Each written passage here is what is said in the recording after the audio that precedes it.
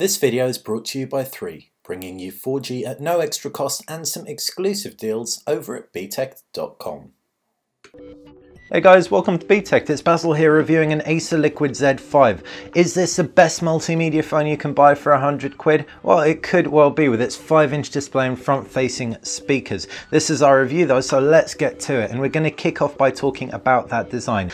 And first off, polycarbonate unibody for 100 quid. We're really not complaining. It feels pretty solid in the hand. It's not too thick. It's got pretty stylized sharp corners that do dig into the heels a little bit, but overall we didn't find it uncomfortable to use. The sides are pretty rounded and easy to grip a hold of. On the right side is a micro SD card slot. You've also got a volume rocker too. At the base is a micro USB port. On the left side, the micro SIM slot. It's available in a single or dual SIM variant.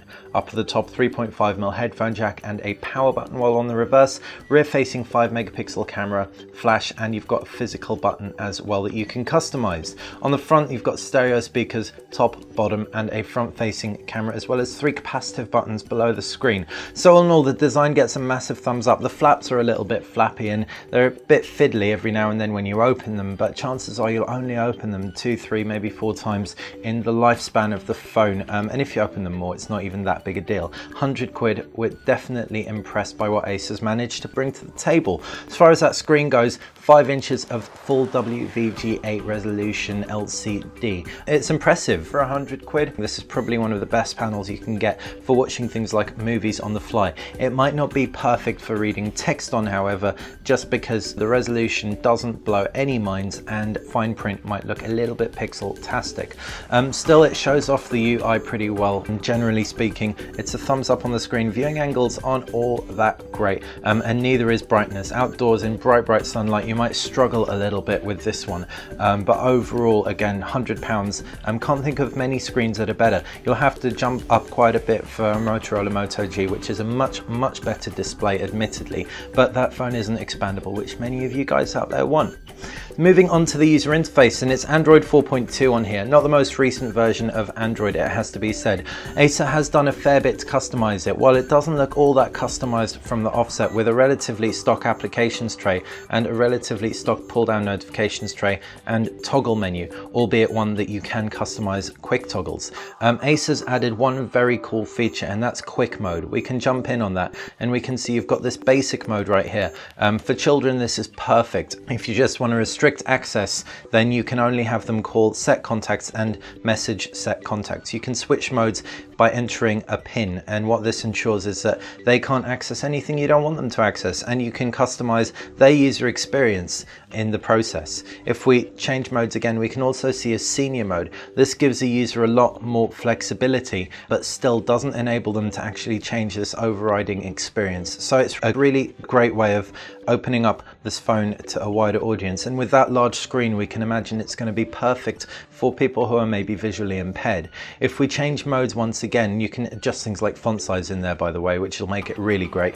You can also see keypad mode, which just enables keypad, or classic mode, which is basically for everyone. If they just want a simpler user interface and don't really care all that much about widgets or shortcuts to applications, this will do the job. You can jump out of that very quickly without a passcode, and you can just change the mode switch and change back to your default mode. So this, for a £100 phone, is a little bit perfect because Acer's clearly checked out the fact that a demographic buying £100 phones ranges from someone who wants a multimedia experience like you can get with stock Android or a relatively stock Android, right through to a very customized experience for children and seniors. The user interface performance isn't quite so monumental. The dual core processor and the 512MB of RAM definitely does stutter every now and then, as you've probably been able to see throughout our walkthrough. Generally speaking though, if you're just thumbing through the UI, you won't get too many problems, but it's more intensive apps that throw stuff your way.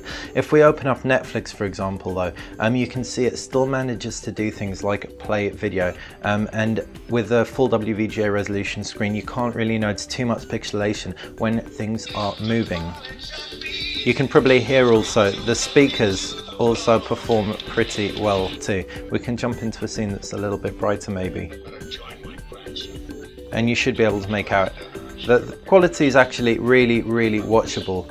Across gaming, the experience is okay, nothing mind-blowing. While the screen shows everything off pretty well, the processor does struggle with 3D games, though 2D games like these, whether it's King of Fighters, Rayman Jungle Run, Dokuro or Flappy Birds, generally work pretty well. The 5-megapixel rear-facing camera won't blow your mind. The cheaper Lumia 520 will actually take better pictures without a flash, although this does have a camera flash and of course this button around the back which can be customized very conveniently to just launch the camera.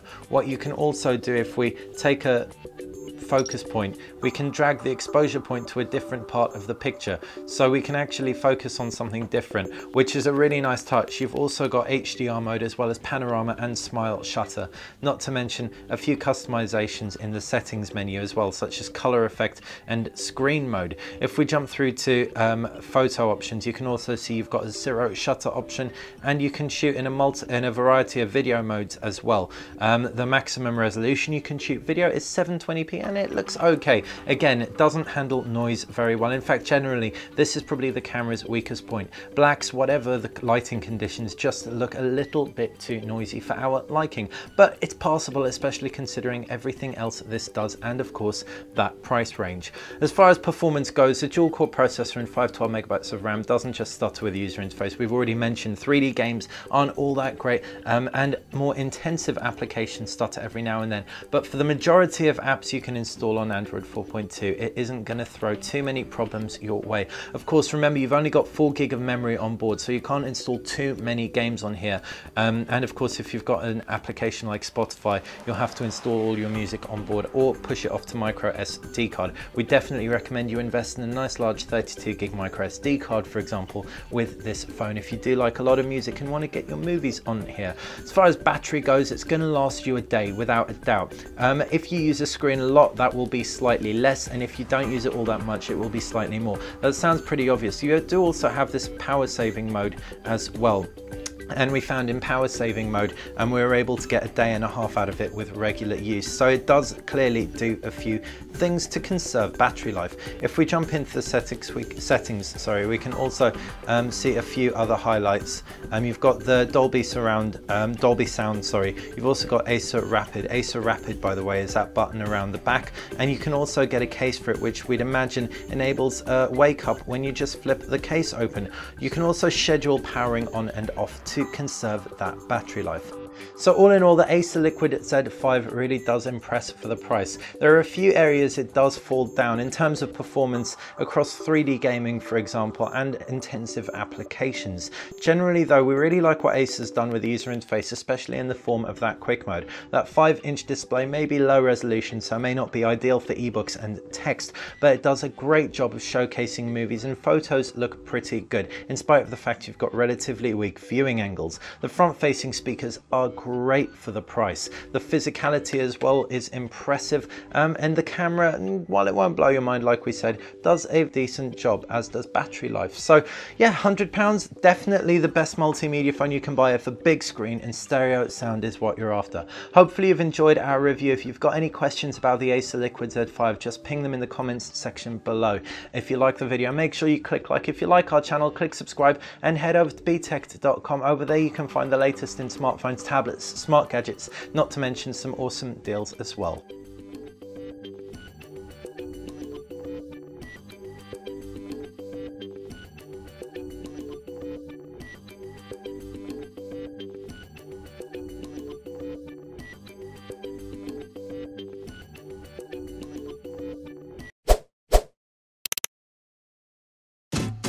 At the top of the screen is where you can find 3 hand-picked videos for your viewing pleasure. On the left is where you can subscribe, and on the right hand side you can find some exclusive deals if you head over to btech.com.